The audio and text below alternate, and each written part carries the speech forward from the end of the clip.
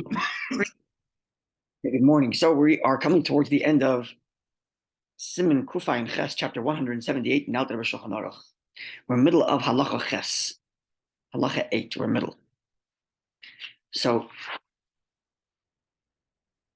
as I explained yesterday, the first part of this chapter laid down the principles in question, which is the basic halacha is that when you leave the place you eat, the meal is over. And considering that the meal is over, should you decide to continue eating, you have to make a bracha again. That's the basic idea that's mentioned in the Gemara. But in the Gemara, there's a dispute as to what that law applies to. Opinion A is that this idea that walking away from eating constitutes the end of the meal is limited to such foods that halacha does not require you to come back to bench for. What happens if you have to go to the bathroom in the middle of the meal? Sorry? What happens if you have to go to the bathroom in the middle of the meal? Yeah. Yeah, this is the question here. This is the question. This is the question. This is exactly the question. So again, opinion one is that this halacha, that when you leave the place of your eating, your meal is over, is specifically in regards to such foods that halacha says you don't have to come back to bench for. So it's anything you would make a burden and a fashis on. But if you're going to the bathroom, your intention is just to come back. Irrelevant. You're still going to. Irrelevant. You leave the room, the meal is over. So opinion A is, again, it's all going to become clear. Let's listen. Right. Opinion A is that leaving the room and therefore the meal is over is limited to such foods that you would make a bar nefashis after. And the logic is, because the halacha does not anchor you to the spot that you ate, because a bar nefashis you can recite anywhere, walking away is an end of a meal. Unless should you decide to continue eating, even if you come back to the room, new bracha, new shakal, new ha'etz, whatever the bracha is. If, however, you're eating such foods that the halacha says, hey, get back here to bench. In fact, halacha says, don't leave until you bench, which is certainly the kinds of things after which you would do the full berachat hamazon, the full grace after meals. But according to other opinions, even if you were to make an alamichya, that not the bar nefashis, the alamichya, the miniature type, even that's the kind of food that the halacha says, don't leave, which means the halacha anchors you to the spot that you're eating in.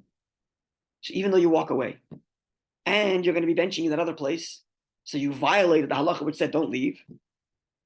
But because the halacha said don't leave, therefore your meal isn't over by walking away. And therefore, if you eat in the other room, or if you come back and eat again, no new bracha. That was opinion A. Opinion B, we introduced yesterday, said no. Anytime you walk away from a meal, even if you're eating bread, that meal is over. If, when you walked away, right, what was it? You didn't have a person there. You didn't leave someone behind. So because you didn't leave someone behind, the room is empty, you walked out. So even if you come back, you have to make a nomaitzi. This is Shesh's view. That's what we said yesterday. And we concluded that another difference was that in this case, because leaving the room constitutes the end of your meal, even if what you're leaving for is a mitzvah, and a mitzvah, a mitzvah after which you'll have no opportunity, we just started, a mitzvah which you won't have the opportunity to do later, you cannot leave, because leaving would constitute the end of your meal. Right? Whatever. Yeah. Doesn't matter, yeah. That was opinion number 2. And we concluded yesterday that the Ashkenazic custom is to follow opinion number 1, which means, therefore, if you're eating the kinds of things that after which you'd make a bar nefashos, then when you walk out of the room, you have to make a new bracha. Right? But this is only, as we said way back, remember, when we started this whole discussion, that this is only if, as we're going to revisit that in a minute, is if you had no intention when you started eating to be moving around. But it's to begin with, when you ate, you're taking your water to walk around, then you don't have to make a bracha when you leave. It's only when you sit down in one place, expecting to eat or drink everything in that spot, and then you walk away, now you have to make a bracha when you go to the new place. You make like a condition. But sorry? You make a condition prior to any bracha that you make eating that if I may have. You're talking about a default setting. We're going to get into that soon. Like what's the default setting? Like saying just a general That's like how you condition. want. Sorry? Correct. So what's the default setting? We're going to get to that in a second. What's the default setting of when I eat something? Am I expected to sit in one place or not? Well, it depends on what I did. Like you can think of it this way. If you invited a guest into your home for a cup of tea and you brought a tray of tea to the couch with a couple of fruits, the default there is you're not leaving. You're eating everything there. You're not walking around. You're here to. So if it so happens you need to leave because of whatever, when you come back, it's making shackle. Because in that context, the default setting is you're staying in the place. You weren't expecting for someone to ring the bell and for you to go say hello to them. You did. Now you came back, you have to make another bracha. Because you're walking away, constitutes the meal.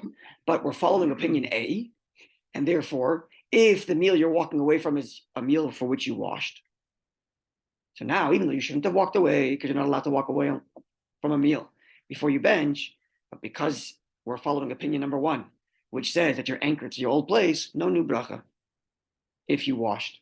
That's the halacha at the moment, right? And if the reason you're leaving your room is because you need to do a mitzvah, you're going to daven, you're going with a minyan, and if you don't go now, you're going to miss the minyan, or you're going next door and you're going to eat some bread there and bench the zimun over there, that's another mitzvah. Then you may actually leave, even though ordinarily you're not allowed to leave before you bench. Yeah, this is where we left. We washing, making kiddush, and I mean, I'm not saying we're taking turns, but sometimes I'll go up, I'll stand up in the middle of the meal, I'm gonna go and put dishes away and I'm gonna bring stuff from the kitchen. Does constitute me walking away from the meal? No. It's the same room also, no? Sorry? No, it's a different room. Same Going building. From the living room, I'm going. You can into see, the but he's right, kitchen. it's in the same building and you could see one room to the next. So that's not. That And doesn't- even in that case, to begin with, when you started washing, you knew that was going to happen. Yes. It's certainly not But I instruction. didn't know Because in that in the opinion middle of the A, meal. when you wash, you know you're going to be walking around when you wash, then you don't, then you're allowed to get up and move around, right? Like that was Right. opinion A also. But I also Right. didn't Right. know. So the assumption when you sit down for a meal with your wife is that you're going to be helping her clear the dishes, right? Hopefully that's the assumption. That's what she assumed. Her assumption. Good. Her assumption is by default your assumption. Consider. That's what So, it's. excuse me Yeah. for having been in the medical field for many years, but if I'm sitting there with 15 people at a Shabbos table, and I've got to go to the bathroom, Okay, over there you're leaving people behind. There's people at the table, so your meal's not over because there's people sitting there. Even according to opinion B, which says walking away constitutes the end of the meal, if people are left behind, it's not considered the end. Good. So if you leave your meal and there's people there, by all accounts, you didn't end your meal and you don't make any bracha so when you if come I'm back. sitting there alone and eating, Yeah, right? My wife is out of town. you're eating I've alone. got no friends, and Yeah. I'm making Shabbos myself. Yeah. And then I've got to really go to the bathroom Yeah, rather than get pants full. I go to the bathroom, yeah. so I get punished for that. Punished. Well, Opportunity to make a bracha, I suppose. I start making the other bracha. Okay, there's questions even if you have to wash your hands. There's other simon that deal with this. Yeah, Sorry? the whole thing changes. Yeah, okay, we'll see. Maybe we'll cover a little bit of that, but it's actually discussed more in another confined test in the next simon, which we're not going to learn. But anyway, okay. Well, there's a lot to cover. Let's continue now. So we're middle of Ches, and the paragraph begins with Afis Svara. So on the page there, it's the here it's the second to last paragraph, third to last paragraph. Okay. Now the Af. Well, let's see. Afis Svara, even according to the second opinion, which said leaving the room even when you washed constitutes the end of the meal. And therefore, new bracha, and therefore, if you come back, you have to bench again and then make a new bracha amoitzi to start your meal all over again because you ended your meal by walking out. So, ancient in makam chashiv hefsek b'soda, leaving the room doesn't constitute the end of a meal. If you come back, unless you spend some time there. In other words, if you go for a second and come back, even according to opinion B, which said ordinarily leaving the room constitutes the end of the meal, because it was so quick, this, even according to opinion B, it's not considered the end of the meal. It's only if you went to go to talk to someone, and you spent a lot of time conversing. So you really spent a lot of time out of your room, then it's considered the end of the meal. Or if you went to shul daven, or you went to do some sort of activity and you spent some time there.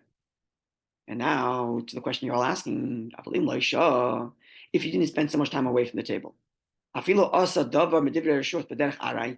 if you did some sort of temporary action that isn't a mitzvah, for example, if you had to go to the bathroom, and he went into the bathroom with the like, it's not considered the end of a meal. This is under which opinion? Even according to A and B? even according to B. Okay. And how much more so if you spoke to someone and didn't have a lengthy conversation, you just walked the door, said hello, good Shabbos, and came back. Even if what you're going for is for something of personal nature, not of a mitzvah nature. So this is, for example, you're in the dining room, you forgot a fork, you're going to get it in the kitchen, you're not. Same thing with the dishes, same thing with the bathroom. So this is even according to opinion B. According to opinion A, certainly. Because according to opinion A, walking away from your meal doesn't constitute the end. You shouldn't have done it, but it doesn't constitute the end of the meal. But according to opinion B, which walking away does constitute the end of the meal, if it's not considered the end of the meal. It's the kind of thing that's a temporary quick action.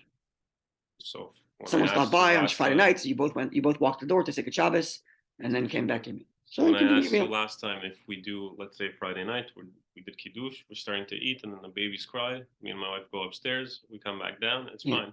Certainly, yeah, it's fine. And over there, by the way, I actually someone emailed me that Mr. Bruder discusses it. Oh, really? So yes, that's a good point. Not the case of the baby, but there you're talking about making a separation between kiddush and your meal. Here we're talking about in your meal. Okay. But yes, the same principle applies. That seems Considering that our Gemara actually put those together. Right? Our Gemara put the kiddush in the place where you eat together with benching in the place you eat. Almost as if like the two are somewhat interlinked. Yeah? no, so Or at least they share commonality. it seems hard to like gauge on a case by case basis what's considered a lengthy meal and not. Yeah, It could be tricky. yeah. Especially when brachas are involved. Yeah. And Not only that, yeah. So what you're right, take the most strictest opinion. but not always. 'Cause what's strict? Is strict to make a new bracha, not a new bracha, right? Strict can mean both either way. Exactly, because strict could mean we're not going to make extra brachas when we don't need to, which is usually the principle. So when in doubt, the being strict is to be lenient with brachas and not say it. That's if you Certainly don't from remember rabbinic, if you said it or not. Anytime there's a doubt whether you're supposed to make a bracha or not, you avoid it, Certainly. because especially since you're rabbinic, and in this case, as we learned yesterday, the whole thing is rabbinic, right? Because even though that's right, even the after bless, Right? even if the after blessing is biblical, the break in meal is rabbinic, right? So it's a rabbinic doubt here, which means you would be lenient, which is the stricter thing to do because you're avoiding saying God's name in vain. So if you went out of the room longer than maybe you expected to and came back, it's better not to do it. I would say so, and That's the halacha. and that's correct because we're following the second opinion anyway, first opinion anyway. That's right, and moreover, but you're right in the sense that usually we say the sages usually avoid leaving things. The sages usually place things at an arbitrary standard, a universal arbitrary standard. Otherwise, everybody has the point not being arbitrary. The point is being universal. They take an average, let's say, the median, and then they make that the universal standard. Even if you happen to be the exception to the rule, you follow the universal standard. But here it doesn't give that universal standard. It just says if it was temporary and quick and no big deal. Okay, but what's that? If you have a long conversation, that's a break. Short conversation, not a break. Right? But at the end, as you're right anyway, that we're following opinion A, which is that you don't make it a bracha when you come back anyway. Or you said you don't want to make it in vain. Yeah. So let's say he took this cup of tea. Yeah. And when he took it, he forgot to make a bracha. Yeah. How long does he have to make a bracha? So long as he's still drinking. As long as he's still It's not drinking. in vain. Yeah, that's not in vain, right? No, it's not in vain, but he's drinking it already. No, but the in vain means you're saying God's name when you don't not supposed to. Right. So you have like allowance to say God's name when you're making a bracha. But if you're not making a bracha, or if you're not obligated to make the bracha, now you're saying God's name, it's in vain because there was no use for that. So as long as you're eating that thing. So certainly right. But here you're in doubt. Did I break my meal? Did I not break my meal? If I broke my meal, I have to make a new bracha. If I didn't break my meal, I'm not making a bracha. So because you're in doubt, avoid it and don't make a new bracha. You should. Yeah, I know. Yeah. Okay, let's continue. Parentheses. My age. Parentheses. The parentheses I've been kept on talking about is coming up next. This paragraph and the next paragraph. Let's see. And certainly, certainly if you left because of something that the meal requires you, you went to get a fork. So certainly it's not a break in your meal. If a temporary bathroom break is not a break in your meal, or walking to the front door and chatting with someone for a couple of minutes for a short conversation is not considered a break. Certainly if you went to go do something as part of your meal to clear the dishes or to get a fork. Therefore, a waiter who's servicing a meal, even though he's continuously walking back and forth in different places, from the kitchen to the fridge to downstairs to get the seltzer from the garage, wherever he's going, it's not considered a break of his meal that every single time he has to come back, he has to wash and bench again. Even according to opinion A. Even according to opinion B, I'm sorry, which says walking away constitutes the end of the meal. Okay, so what's happening here really is, and this is what I want to point to, and the next paragraph is really, next parenthesis is really going to bring this down, is that Alter Rebbe, you start off in the Gemara as if like there's two opinions. Well, first of all, you start off as if you leave the place, new meal. And then you discover, well, not necessarily. If you had in mind, then no. If it's short break, also no. If it's the kinds of thing that the halacha says you have to come back, also no. Right? But then the Gemara gave two opinions. And now we're like, well, how far are the two opinions away from each other? Start getting closer. They start getting narrower and narrower. Well, the opinion B, which said walking away considers as end in your meal, not always. Only if it's like a real break in your meal. And in that real break in your meal, did opinion A disagree with you? Well, not always, because if opinion A also said that if you were gone 72 minutes, it is considered a break in your meal, right? So the gap between the two opinions become narrower and narrower. And now look at this parentheses. The same thing is true in opinion A. Opinion A, which said, she'ein shinui makom chashav hefsek b'chol zeh b'suda, af madayin le'achal chazayis, she'ein tzarech levarech klal bracha achrona. If you walked away, right? If you walked away from, where is it? Where is it? Footnote here. That's not allowing me to see it. 44? 45? 40.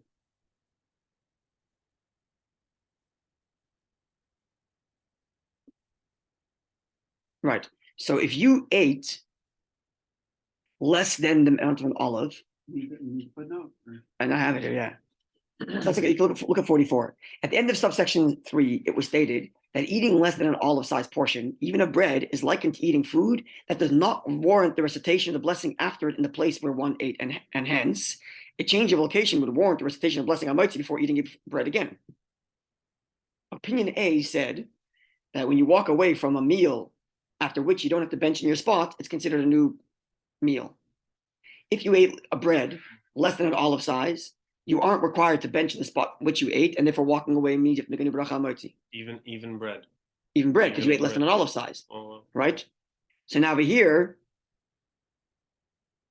if your going away from that meal was so short, or for the sake of the meal, it's not considered an interruption. Even if you're eating a snack, basically. Follow that? So much easier to make mistakes. Yeah. Right? Following or no? Opinion 1 said that opinion 1, which is what we follow, right? Says that when you change location, it's a new bracha if you're eating the kinds of things that halacha doesn't anchor you back to your meal. Bar nefashis, right? Now, that's true anytime you walk away.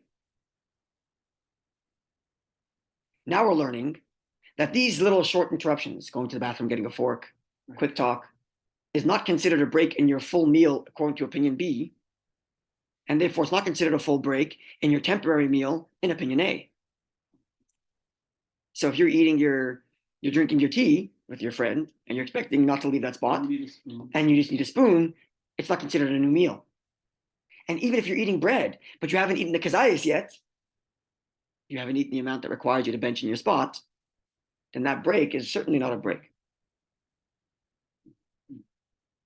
And no need for Also making a technically hamotzi. not even a meal yet if you didn't eat Right. kazeh. So It's not. It's not a you can't really meal. take a It's break not a from meal the after which. It's not a meal after which the halacha says. But you still have to make a hamotzi again, in Okay. theory, because if you make a hamotzi before you started eating. So if you eat a half a Allah Right. size, you made a hamotzi already.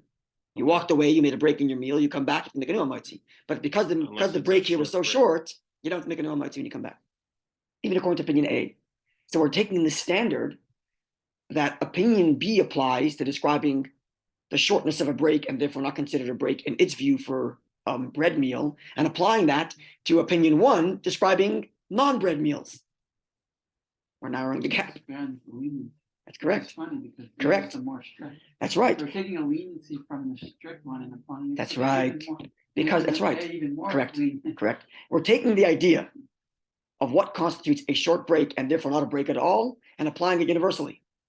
So if opinion 1 says a break in drinking your tea requires you to make a new bracha on your tea, that's only if it's a legitimate break. And running to the door to say hello or running to get a spoon or going to the bathroom doesn't constitute a break in that drinking.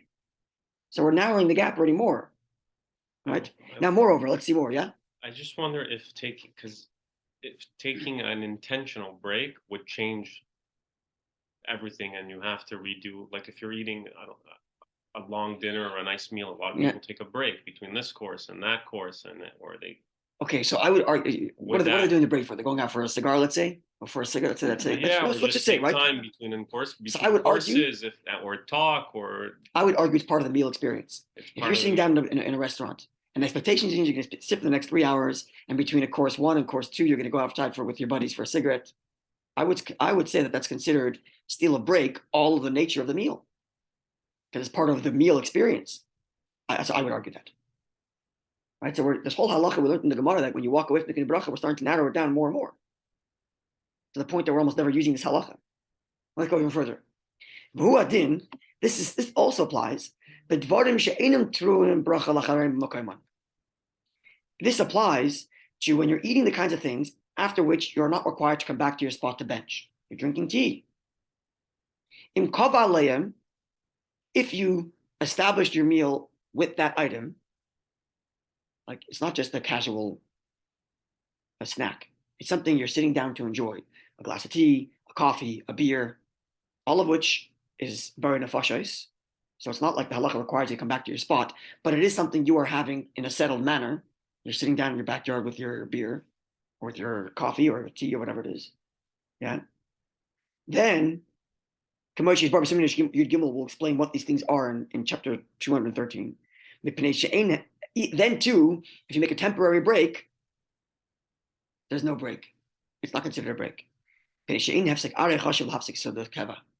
temporary break is not considered enough to break a settled meal. Now here's what I wrote about. Here's what I wrote about. So this is what Alter Rebbe says here. We clear on this? Mm-hmm. So what did Alter Rebbe say? Why is it that this temporary break is not considered a break? Because the meal you're eating is of a permanent nature. You sat down for a beer, you sat down for a tea. So walking to get a drink, walking to get a spoon, or going to talk for 2 seconds to someone at the door, not considered a break because you cannot break a sitting session with a temporary walk away. Yeah. But then, didn't we also learn that if it's the kind of food that to begin with is temporary and you're expected to walk around, it's also not considered a break because you're walking around anyway? Did we learn that? Remember we learned that? And this is what I wrote about. So there's almost no cases in which, in opinion A, which is the halacha, that you would walk away and make a new bracha. Because if it's the kind of thing that's temporary, right? In other words, the whole halacha only applies when you're eating, if to begin with you're eating a temporary kind of food, meaning you're eating a snack that to begin with you're walking around with because it's not like something you would sit down and have. Before the bracha that you're going that to begin, exactly. That's the exactly. And to begin with, you knew you were going to be eating that snack walking around, then you're allowed to, like the guys who travel. That's the whole thing falls away because to begin with, you were going to walk around with it. Right, and that's now, implied by a snack. Correct.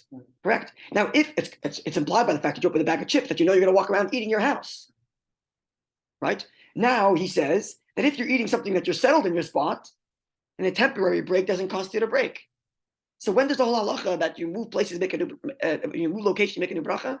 Only if you're drinking a beer, which is a settled drink, and you walk away for a permanent break, not a temporary break. That's the only time this halacha applies. That's what it would seem. If you're eating a full meal hamaitzi, so certainly the walking away doesn't count the break in your meal because we're following opinion A. If you're eating a temporary snack to begin with, you open the snack and knew you're walking away, halacha doesn't apply because you knew you're walking around. And if you're eating something which is settled and you only take a temporary break, also doesn't apply because a temporary break doesn't break up a sitting down session, which means the whole halacha only applies if you're drinking a coffee, which you're planning on drinking in one spot, and you walked away for a long time, not a short time. So this whole halacha got narrowed down to a very minimal amount of cases. You see what happened here? And I wrote about this, asking if anybody has any. I guess the question is, what's considered a settled meal? Not necessarily just a washing and eating bread. If you can define a settled meal as just having a beer. Like you said, That's right. If you look at 46, that's what he says there. Footnote 46 says, there in chapter 213, the Alter Rebbe gives an examples of people who sit down for a beer or mead. Mead is like the date beer. Yeah, it's mead is it's a stronger alcohol that you used to have in Russia. It's like drinking that. You sit down with a friend for a scotch. You don't walk around your house with a scotch. You sit down. Sorry, I understand, but it's the kind of thing you're meant to sit and enjoy. So if it's that kind of thing, the Alter Rebbe was telling us that only a temporary break doesn't constitute a break in that meal. So it almost never applies. This halacha that when you go to a new place, you have to make a new bracha almost never applies. It only applies when you're right. You follow my argument here? This is Thanks to opinion B. That's right.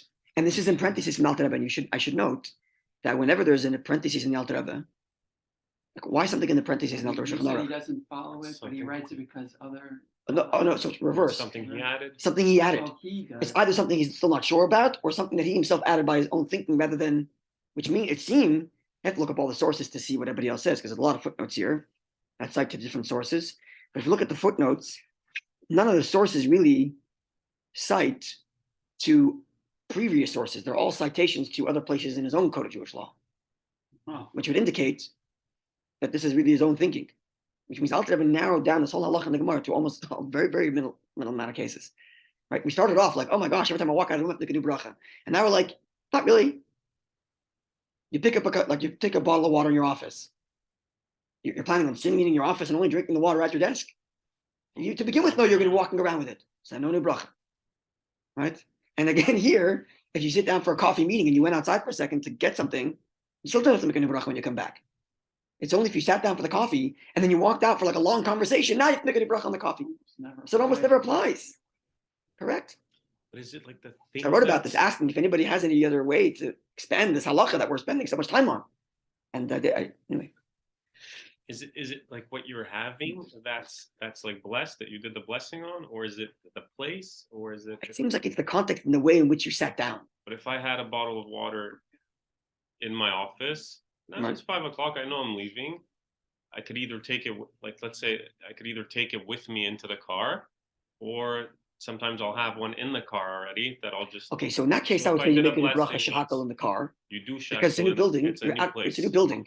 And I wouldn't argue that when you took the bottle of water, you're expecting to carry it around till your car. You are expecting to walk around your office holding that bottle. That you're Right. doing when you have it. Right. But to say you know that you can take it to your car, a little bit more of a stretch. Okay. But so you do it. so then okay, so that You the do it halacha even applies. if it's the You've same had bottle? another case. You Even if do it's it the same bottle, yes. bottle. Even if it's the Okay. same bottle. Okay, so you found another case where that applies. But these are not like the common. These are No, not like basically the exception turned into the rule. exactly. And then Exactly. exception is these odd, weird cases. Exactly. We started off with the principle that when you leave the place, it's a new meal, and then we narrowed it down, right? Which again leads me to believe that in reality, the halacha wants you to treat your food with the dignity of I'm staying here to eat. Now the end is the halacha says, okay, people walk around, so you walk around, you're not making a bracha every time. Because half of these things don't apply to breaking your meal because you knew you were going to walk around and because it's only a temporary walking, whatever. But in the end, the halacha is almost conveying the message. But when you eat, give it its due. Sit down and eat. Right. I keep on coming back to that. Right? Well, if it Yeah, didn't I go, look at it like this. So you have two different kinds of glue. You have a glue that just works by itself on its own, and you have a two-part glue like an epoxy, right? Yeah. So you sit down and you bench. You're making a broch on the food. Yeah. And then at the conclusion of the meal, you're now sealing that bracha in its place. That's right. Where if you're just making shakol and you're moving around, it's like that one part glue, right? Where you say shakol Exactly. here and you Exactly. right. So you're not fusing. That's the idea. The halacha doesn't anchor you to the spot that you Right, so you're drank. not fusing. Right. If you walk away temporarily from the meal and you're leaving people at the table, they're still speaking words of Torah, That's certainly right? Which is even if keeping they're that not, but bracha, yeah. which is keeping that bracha alive. correct. It's keeping that alive. That's correct. But now we're It's keeping it learning. present. But now we're learning even if no one's there, the halach, the bracha remained alive. I think That's what we're learning now, right? And we're learning that if you were drinking a glass of beer in such a manner that you were established, you planned on sitting there, then walking away for a couple of minutes doesn't constitute the bracha still alive then also. Well, So there is this shakol. idea that the halach, that the Gemara began with, Right. that the halacha, that the bracha ends when you walked away, almost never applies. Right, but we there's narrowed it so much, shakol. yeah. It's not a matzi or Okay, Hamaitzi for sure it never ends. or That we learned already. The halacha, the Hamaitzi never ends, according to opinion A, right? That, Right. which is what we're following. it Yeah? seems like there's a balance between a lot of trying to keep you based in one place, but yet not to make brachas unnecessary. Exactly. And that's the Exactly. The Rebbeim are Exactly. trying to balance this. Exactly. It's two That's right. very important Exactly. issues. Sometimes halachas are phrased in such a manner to convey a message, even if the halacha isn't applied so much. Right. So, for the classic example of this is from the Torah itself. Torah says you violate Shabbos, you get killed. How often does anybody get killed for violating Shabbos? Very rarely. So why do you put that as Show you the halacha? importance. That's right. We're trying to tell you, you know what Shabbos is? It's the kind of thing that you forfeit your life if you violate Shabbos. Now, in reality, we understand life and we don't want to kill people in court unnecessarily. So we're going to make it so difficult that anybody can ever get killed in court. But the halacha still remains that, theoretically speaking, the person who violates Shabbos is liable for capital punishment. yeah, but Right? And I think the same thing is true here. The halacha wants to convey a message. When you eat, treat it the way it's supposed to. Eat like a mensch, in your spot. And your Think. side, don't- Now the reality is we understand people walk around and you have to get up and go to the bathroom and you have to get up and think. So we're not going to start making the brachas again and again and again and again. But you should know how we treat eating. You eat in your spots. If it, I think that's the way we have to understand all Yeah, of I this. think if it didn't go into so much detail and prep to get here, then it would just be like a free for all. You did a bracha, Exactly. go dance, go Exactly. come back, and Exactly. then people would just That's correct. So even though at the end we're almost left with the same practice we would have had we never learned this, but now we have a whole other appreciation for what it means to eat and bench in your place. Even though we would have been doing the same practice in the end anyway, we have so much more of appreciation. Now And you're that's more and that's careful. part of the halacha, what the halacha wants, I think. Yeah, this goes back to the beginning of what we were saying earlier, right? That the more we learn, the more we don't understand. Yeah. But there is a reason why we do this, not just because the Alter That's Rebbe right. said. It's deeper than Yeah. that, right? Yeah. So if we have to bench in the same place where we made the bracha, And do so. because there is something happening that we're not, Yeah. we don't see, we're not aware, but it's happening. Yep. So it's got to be like one is fusing the other together. It's completing. It's a completion. Because Yes, you have to give everything its full space, its full respect. what Eat, am I bench, doing, right? I'm thank thanking- Hashem. Not thanking don't take Hashem for the food I'm going don't to take it eat. casually is the point. Yeah. No, I'm thanking Hashem for the food I'm about to eat. Yeah.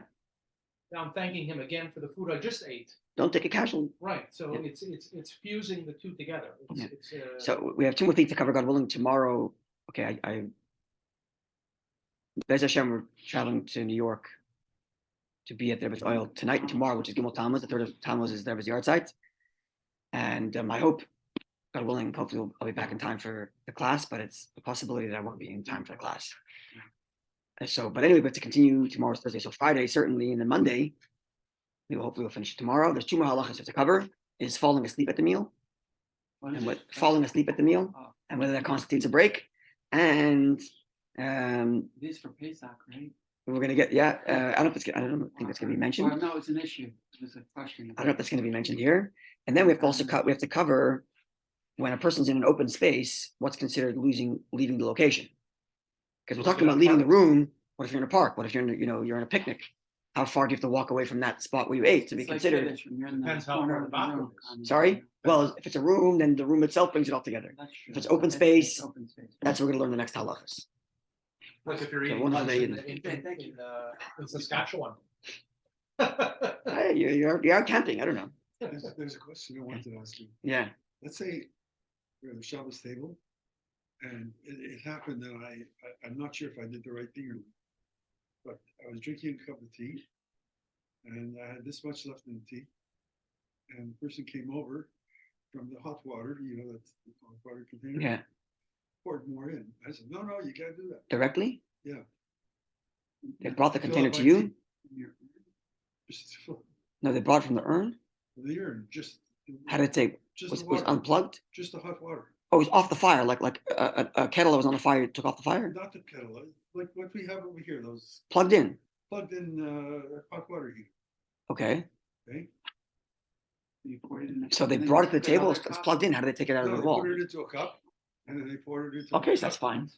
Not Because okay. it's a cliche. There's Right, reheating the, but it's vessel number one going to vessel two, and then from vessel two into your cup, which is Yeah, vessel three. can't Certainly a cook problem. if it's- Certainly no problem. it's Same way you still make your tea to reheating- begin with. Still reheating, The halacha is that once hot water goes into vessel number two, it no longer cooks.